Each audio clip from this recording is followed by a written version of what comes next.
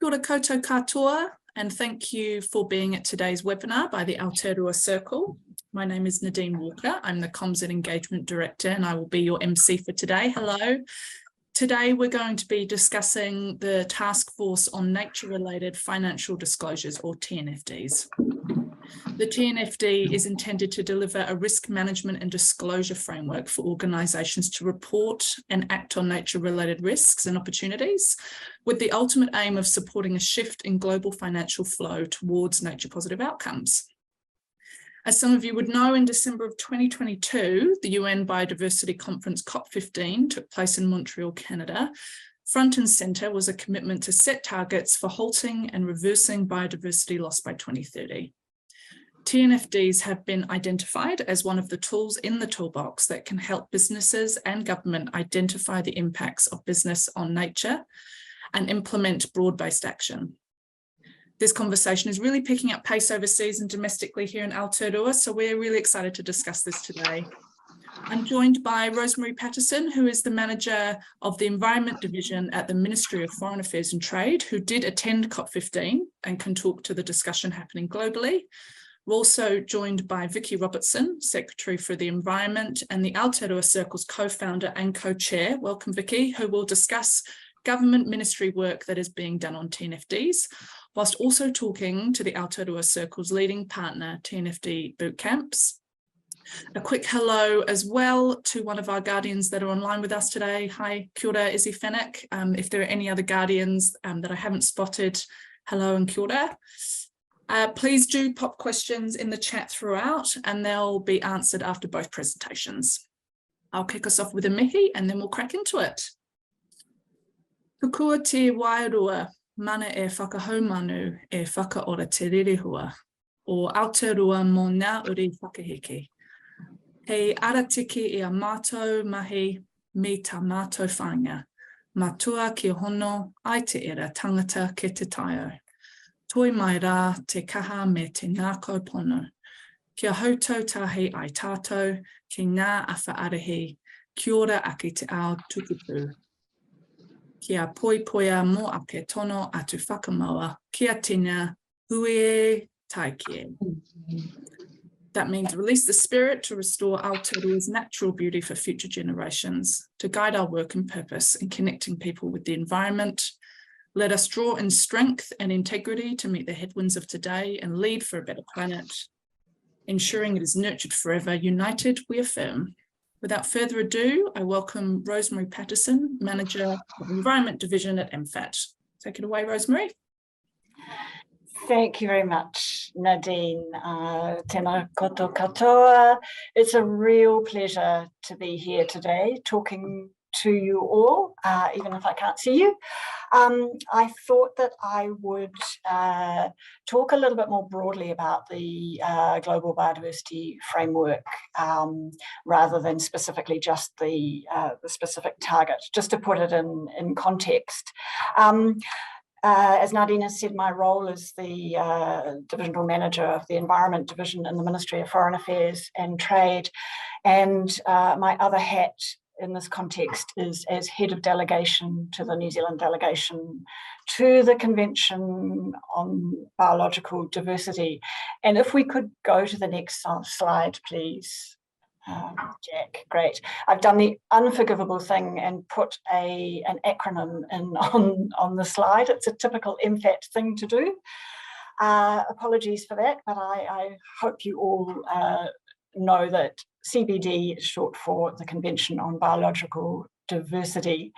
The CBD itself was adopted as one of the key pillars of the Rio Conventions at the first Earth Summit. Its main obligation, apart from an obligation on the part of parties to protect biodiversity, is actually for parties to have a biodiversity strategy, a national biodiversity strategy. So that is in fact where Te Mana o Te Tao comes into the picture. So I thought it was important to make that point at the outset. But the Global Biodiversity Framework itself is not the convention. It's the strategy for halting and reversing biodiversity loss by 2030. The new framework, which is its official name is the Kunming Montreal Biodiversity Framework, replaced the previous Aichi targets. Of course, the new framework was intended to be in place by 2020, but COVID intervened. And so instead of 2 years of negotiation, we had 4 years of prolonged negotiation, 2 years of which were pretty much, 2.5 years were pretty much done virtually, which was, I have to say, a real challenge with over 190 countries wanting to be in the room. So while some progress was made and there was a lot of discussion, there wasn't the sort of final progress we needed until the very last meetings last year when we could meet in person. The framework itself reflects the 3 objects of the convention.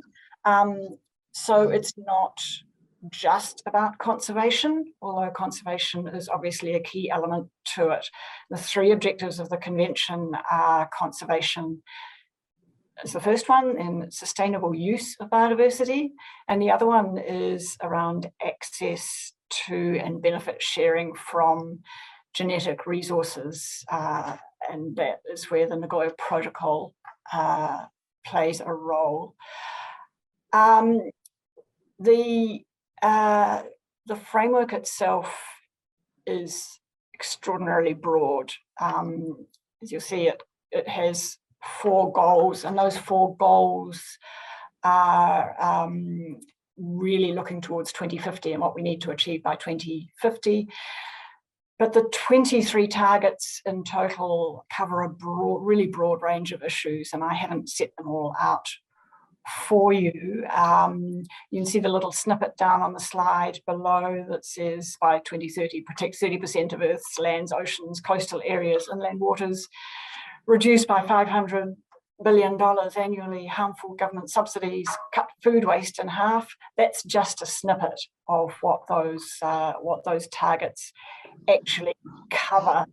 And there's a real recognition in the framework that halting biodiversity loss demands a whole of society response.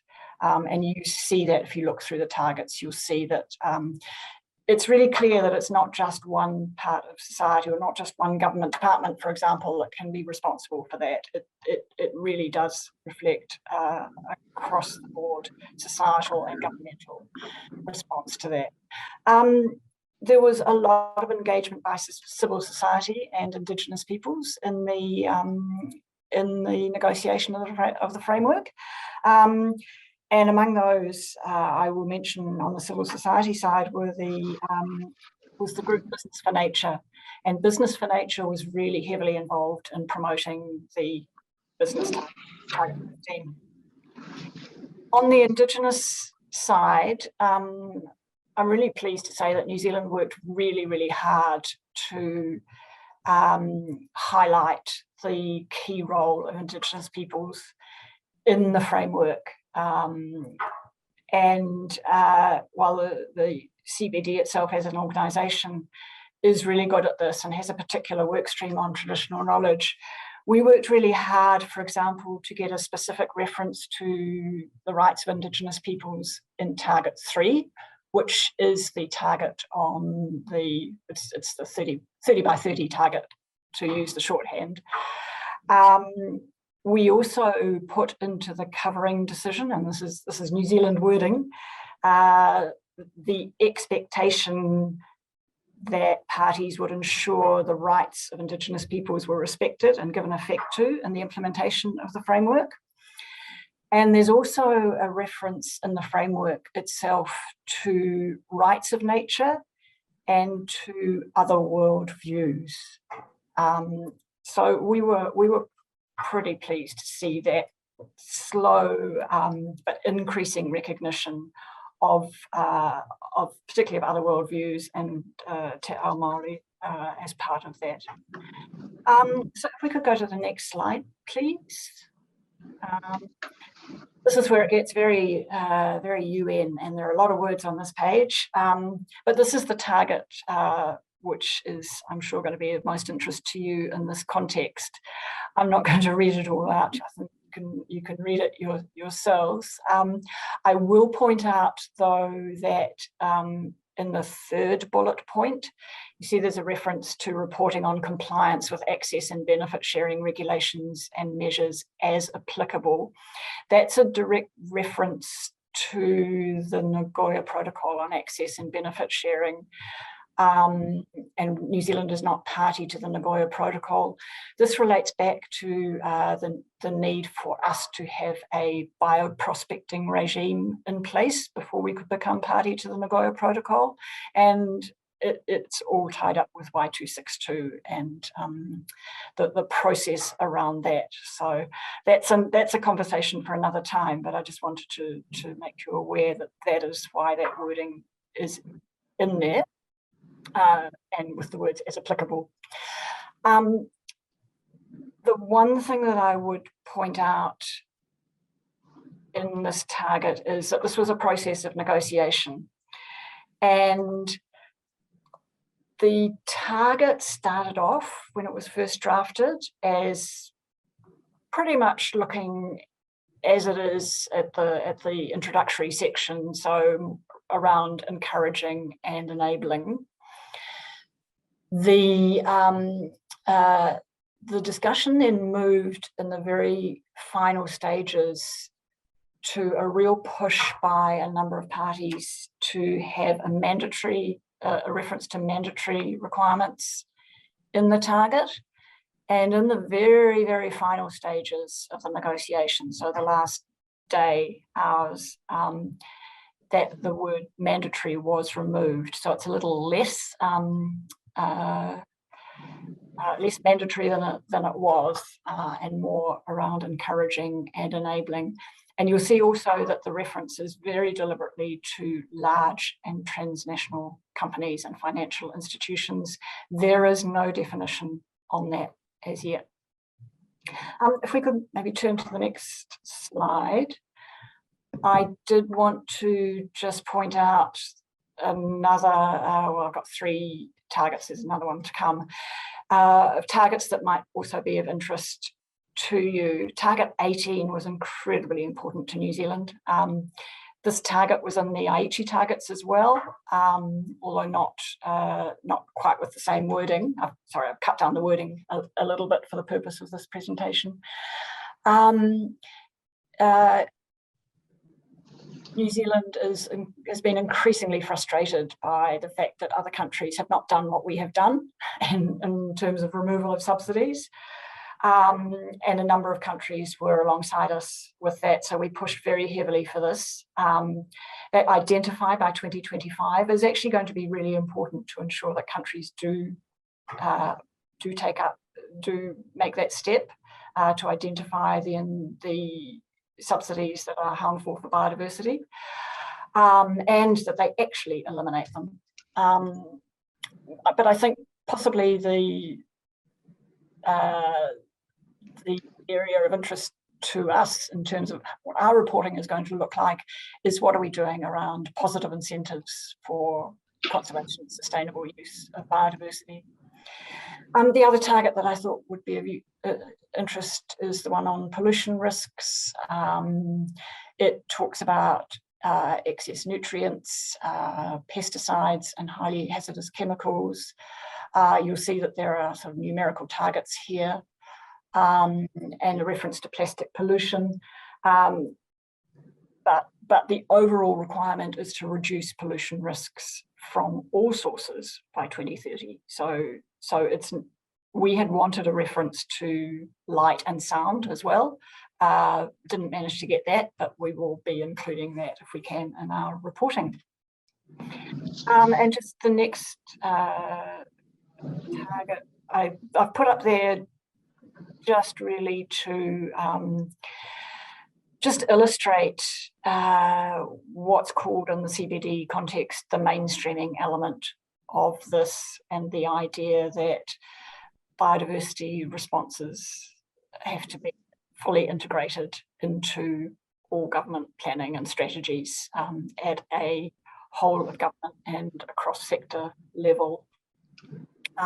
So that is the expression of that as it is in the framework. All right, the next slide then. So implementation is the phase that we are in now. And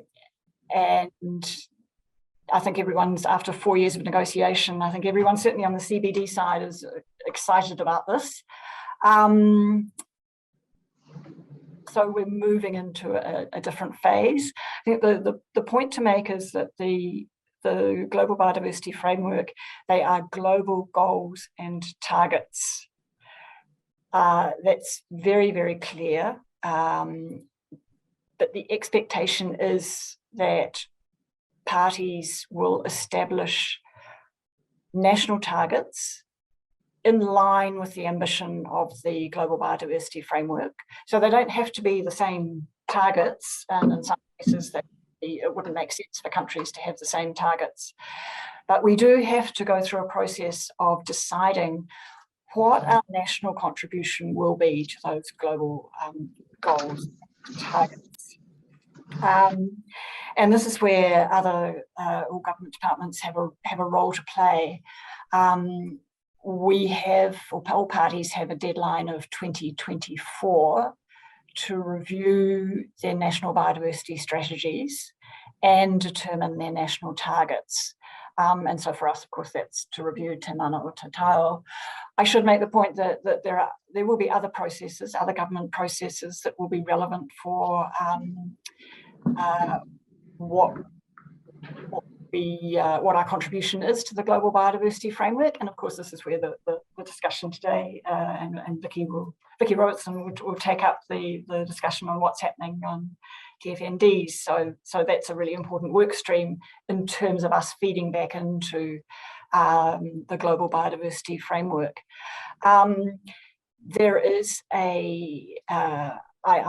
I won't speak on behalf of the Department of Conservation, which will have the lead on looking at Te Mana o Te Tao and what the national targets under there will be to feed into the Global Biodiversity Framework. But rest assured that the Ministry of Foreign Affairs and Trade will be working very, very closely with DOC and MPI and MFE and other agencies on this. There is another conference of the parties in 2024. It's COP15, and we want to have made our contributions clear by then. And then we'll have to report on progress until 2030, and the CBD itself has quite a strong monitoring and review process. It has a system of indicators, so there are headline indicators that have been established, and there's an ongoing process to refine those and work on indicators that couldn't be agreed at the time of the adoption of the Global Biodiversity Framework. So there will be a mirroring process domestically as well for that. But the lessons learned from the Aichi targets were that they were not achieved. There wasn't enough monitoring and review, and there needs to be a much stronger process in that respect. So that's another bit of good news from the Global Biodiversity Framework negotiations, the adoption of that surrounding framework. I think I will leave it there. Next slide, if you could put that one up, that's got some links through to where you can get more information. It's got my details as well. I'm very happy to engage individually with people and provide answers if I can to questions. I guess I should also say that the there were other aspects to the package around the adoption of the Global Biodiversity Framework that I haven't touched on, and that was particularly the financing package and the capacity building package and the package around digital sequencing information. But I think those are all discussions for another time as well. So thank you, and happy to answer any questions. Thank you, Rosemary. Definitely a lot to discuss here. There are some bold targets outlined, and I'm sure those here are excited to see this ambition occurring globally, as well as those steps laid out for implementation nationally. Again, do put your questions in the chat as we have time set aside for a fulsome kōrero at the end. May I now introduce Vicky Robertson, Secretary for the Environment and co-chair and co-founder of the Aotearoa Circle, to discuss TNFDs in the Aotearoa context and also talk to the Aotearoa Circle's TNFD bootcamp. Over to you, Vicky.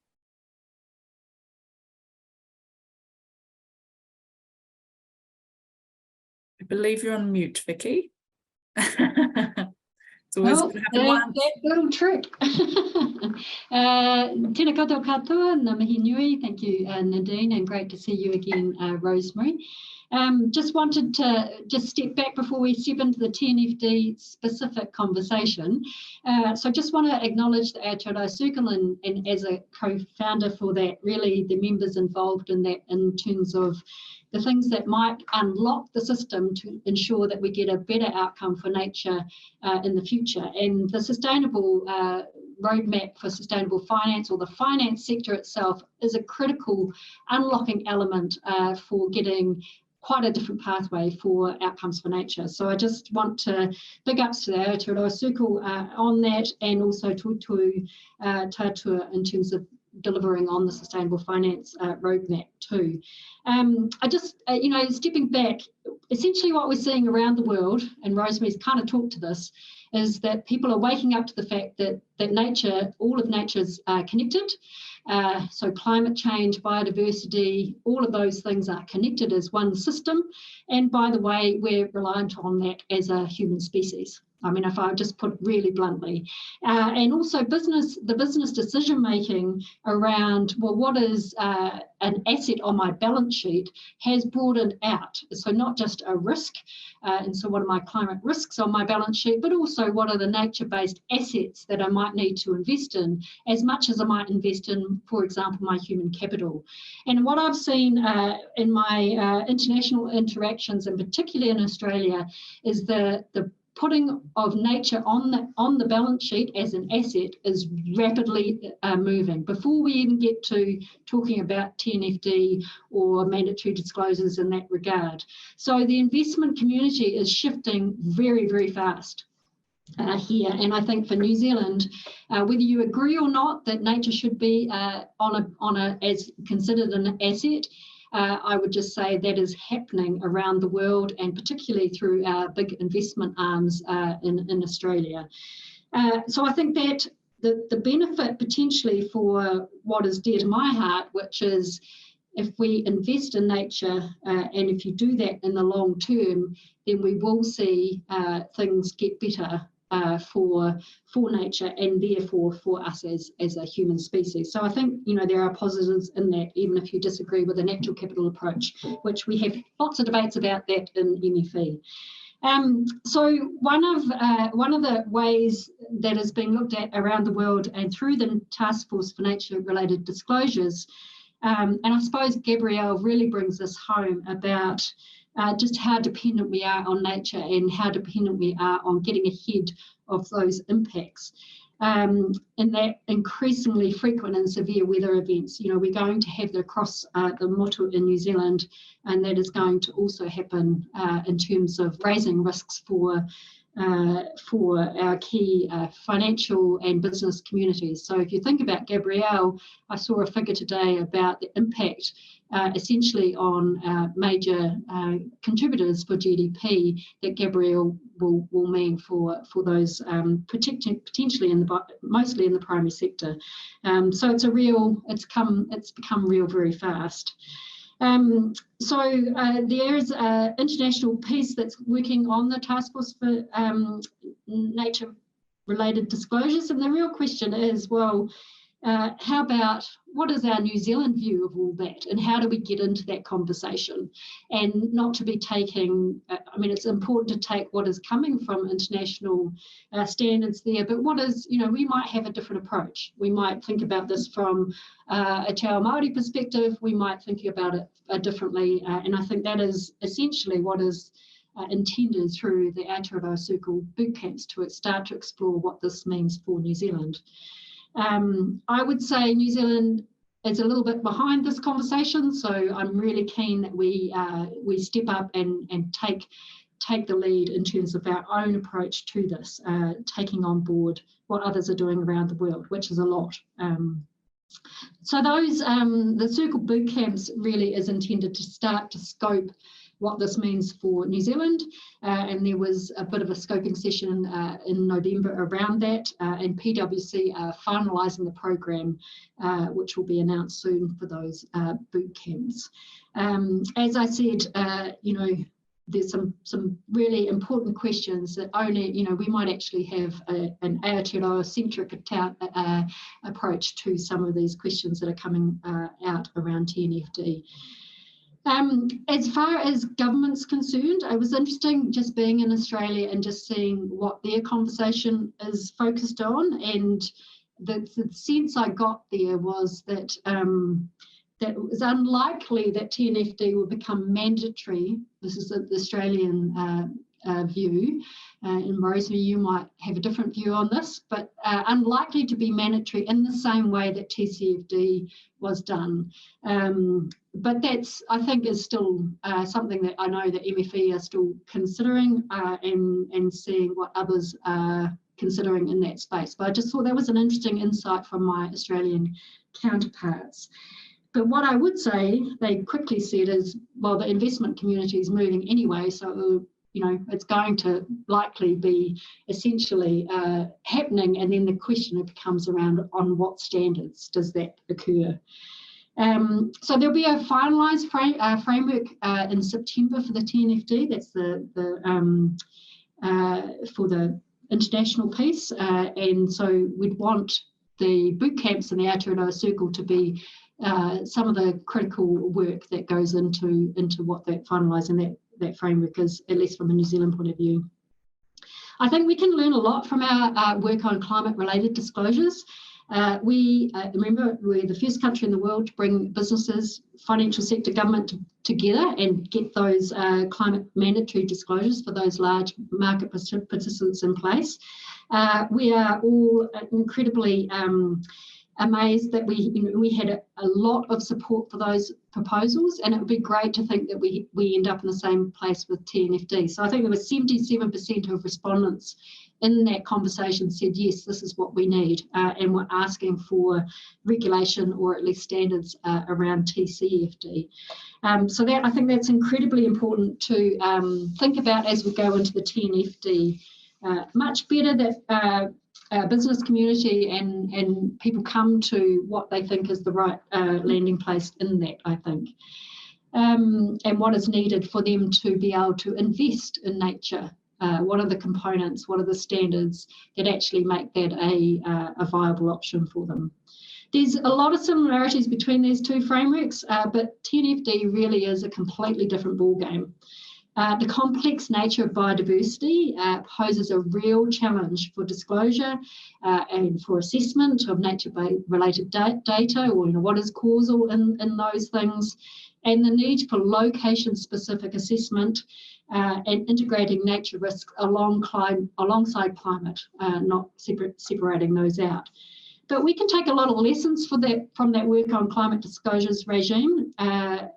And engaging early and often with the sector is one critical one. And I think it's so important in New Zealand, and strikes me every time we can get everybody in the room and then we actually can get to solutions and thoughts around these really complex issues pretty quickly, actually, compared to other places around the world. So it's a real positive for us.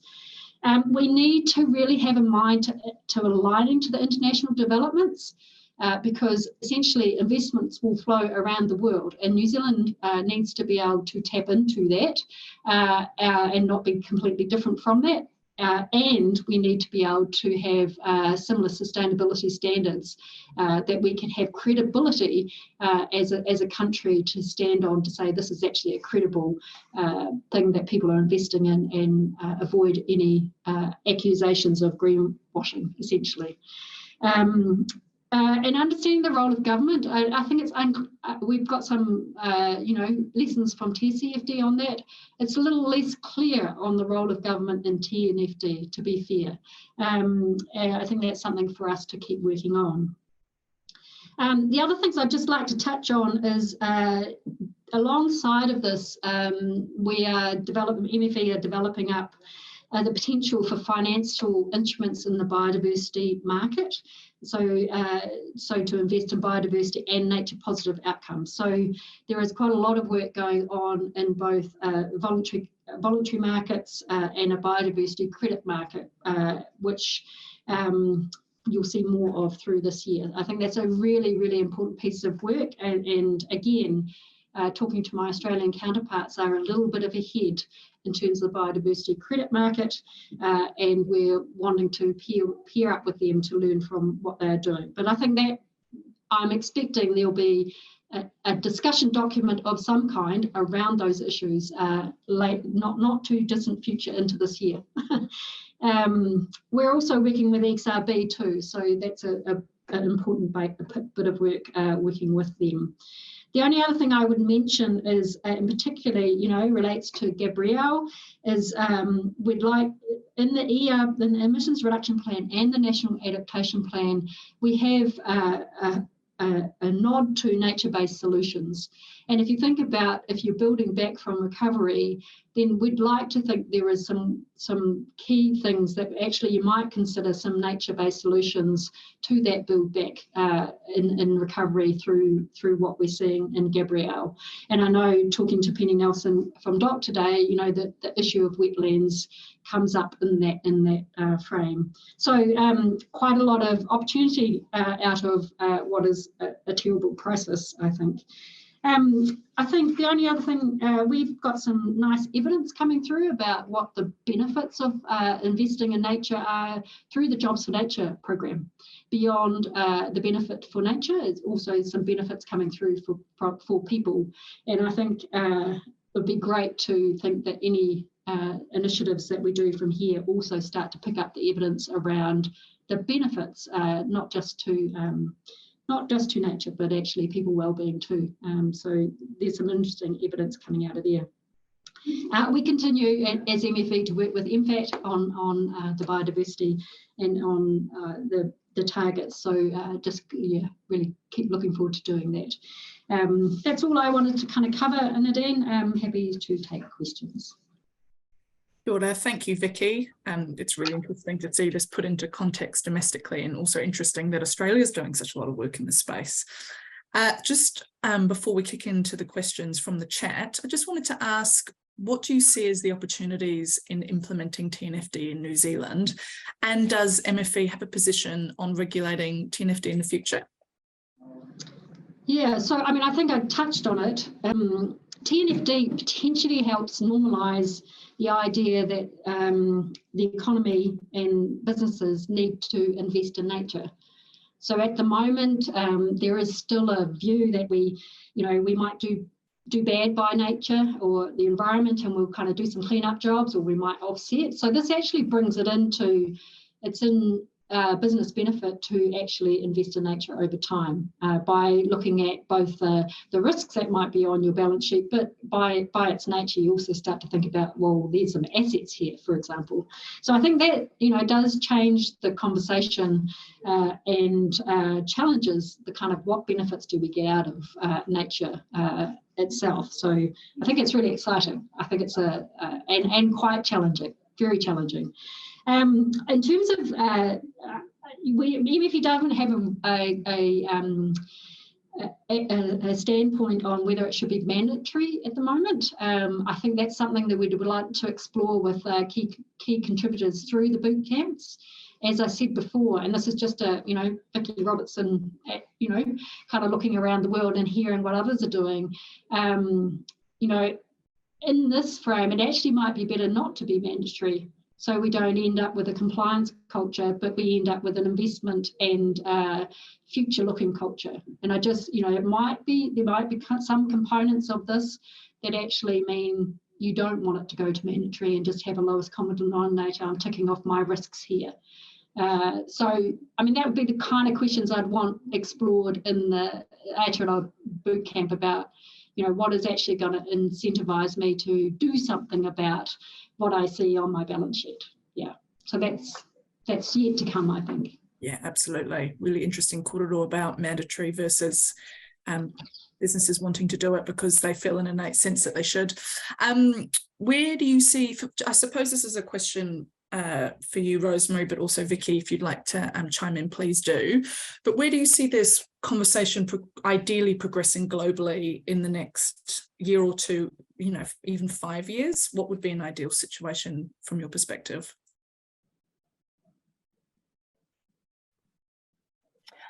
Oh, it's a tough question. Thank you, Nadine. Well, from my perspective, it's a much broader question, I think, than just within the CBD context. I mean, it has a particular set of issues, a particular set of negotiators, but it's obviously a conversation that is happening much more broadly, bilaterally in different regions. I think there will, though, be a discussion in the CBD, and I can talk to that with a little bit more authority. There will be probably, with all these targets, there will be some sort of packaging put around them, some guidance, possibly around how countries might want to approach them. And that may or may not be useful for us. That gets a little bit complex if you've got a whole lot of different equities from over 190 countries all wanting a say into how that should be done. So from my perspective, the more that we can get ahead of that conversation in New Zealand by having the domestic conversation that you're talking about, I think is really important. Alongside, of course, those conversations with Australia, as Vicky has mentioned. So I think I think for me, it's always better to be coming in early. I mean, we're not coming in early to the conversation, but not leaving it too late into the conversation is where I would want to position ourselves. Yeah, and I think go ahead, Vicky. Oh no, I just would add. I think Rosemary's absolutely right. I think the reality is, at least in the public service, the pike is full, and Gabrielle's just put more into the pike of things that need to be done in an election year, and so there's just a real reality around. And I think this is where the Aotearoa Circle really comes into its own, is actually generating a conversation that gets us ahead of what we know is coming in a context where the public service does not have the capacity to actually develop up all this stuff. So I think, I don't have a 5-year, what does it look like, but I do, this is where the benefit of, a wider community of people coming together and going, okay, well, let's start here. This is what it could look like for New Zealand, and this is what we should be taking forward into those international conversations. Absolutely, and I think as well, culturally, New Zealanders like to be near the front of the pack when doing good things on a global stage, so I think that will hopefully work in our favour. We have a question from Rachel, who said, local government plays a key role in local, regional environmental outcomes, monitoring compliance and decision-making that positively and negatively impacts the health of Te Taio.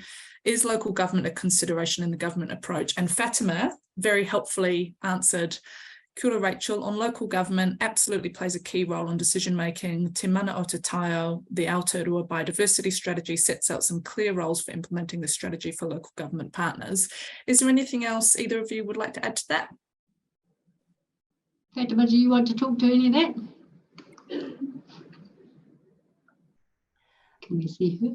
I can jump in just quickly, and just from the CBD side, just say that there is there was definitely local government was there at the negotiations, wanting to engage, and there was a separate sort of work stream, and there was a separate decision on subnational governments that was adopted at the COP, which I'm happy to forward to you so you can circulate, so people can see what that looked like. But definitely, absolutely, that acknowledgement by the CBD parties that this is not a top level government issue alone.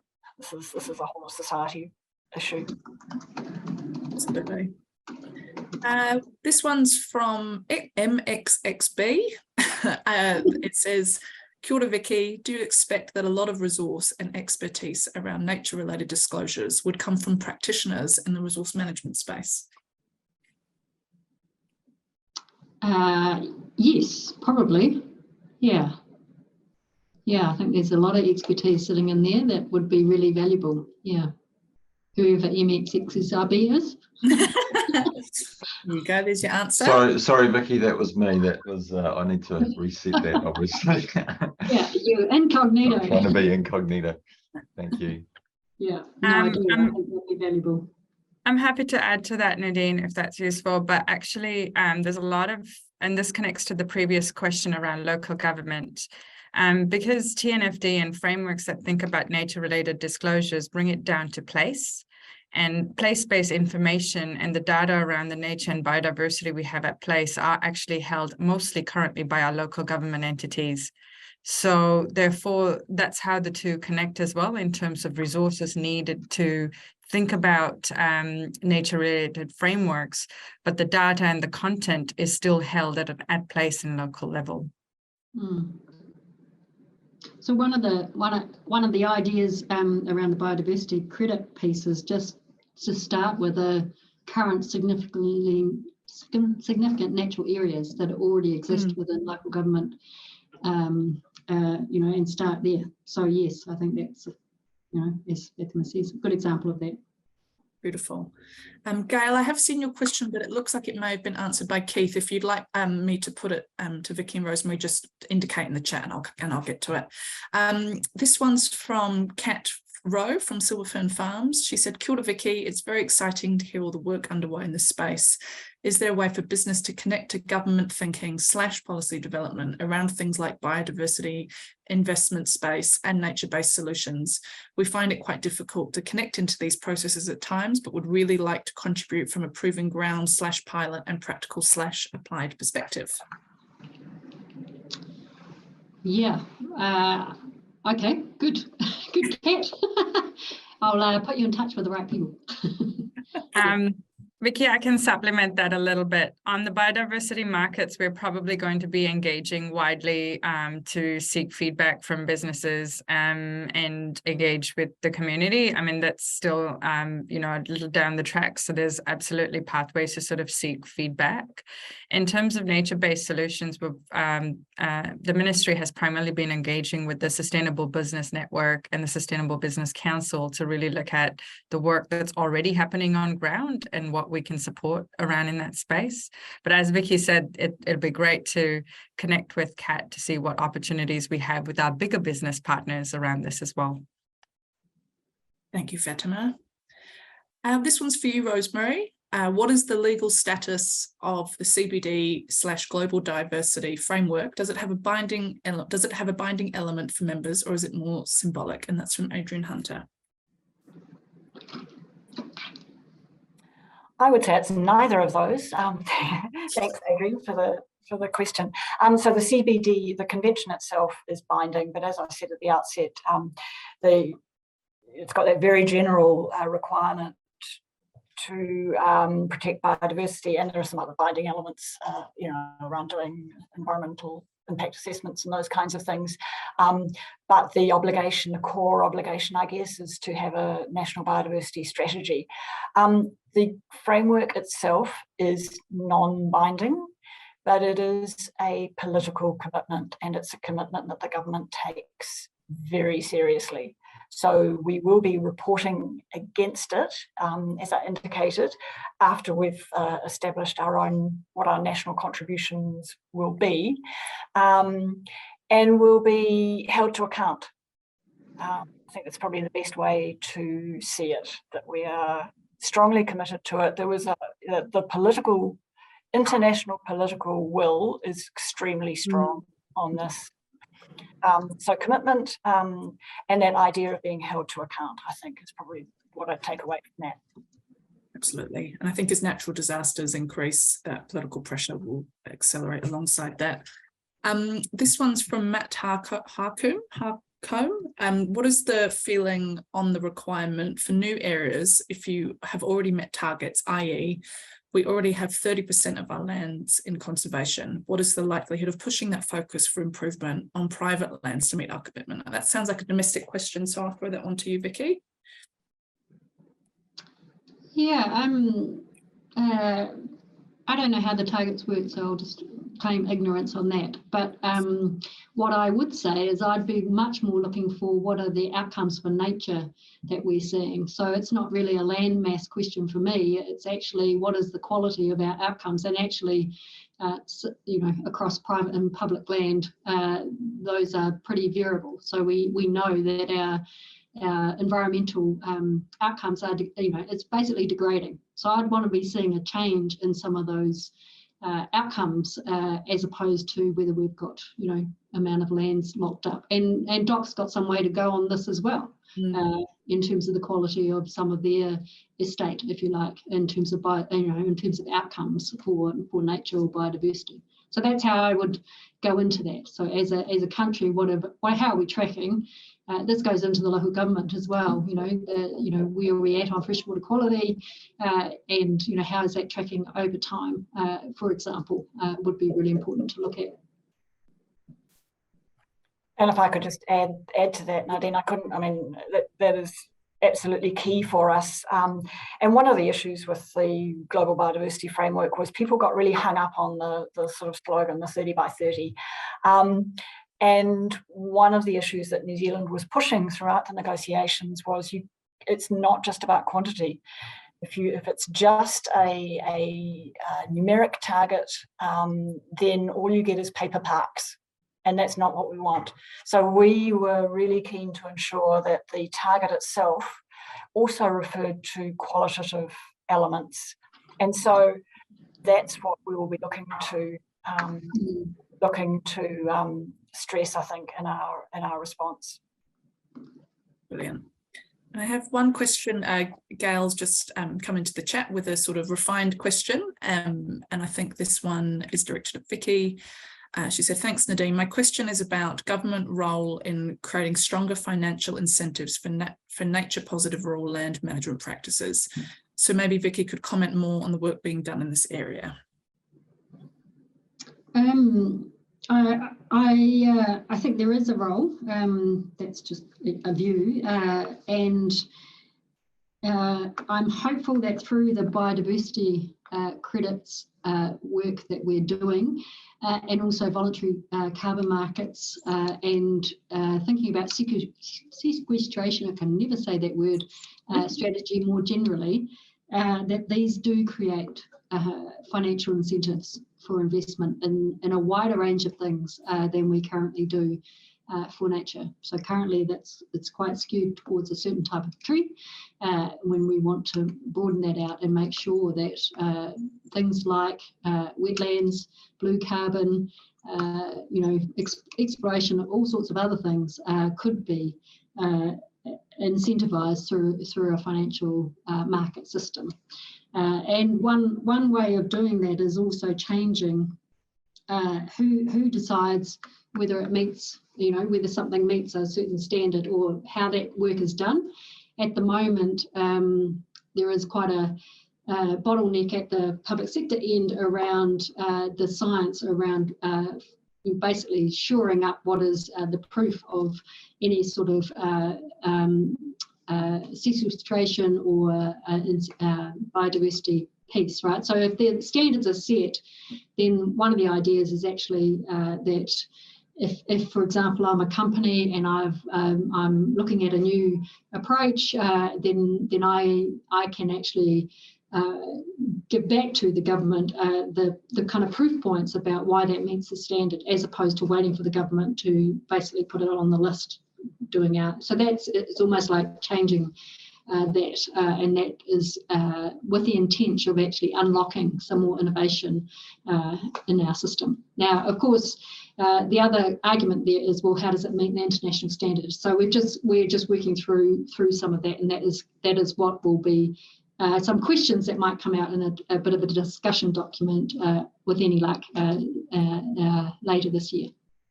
Beautiful. Okay, well, thank you so much, Vicky and Rosemary, for your excellent contributions. Also, thank you to Fatima for your assistance as well in answering some of those questions. Your expertise was really valued. This is a really interesting topic that will no doubt continue to gain momentum overseas and here in Aotearoa, so it's definitely one to keep an eye on, and timely COP15 and the boot camps that the Aotearoa Circle is doing. Thank you everyone as well for attending and for giving your time today. We really appreciate it. Ka kite. Have a good rest of your day.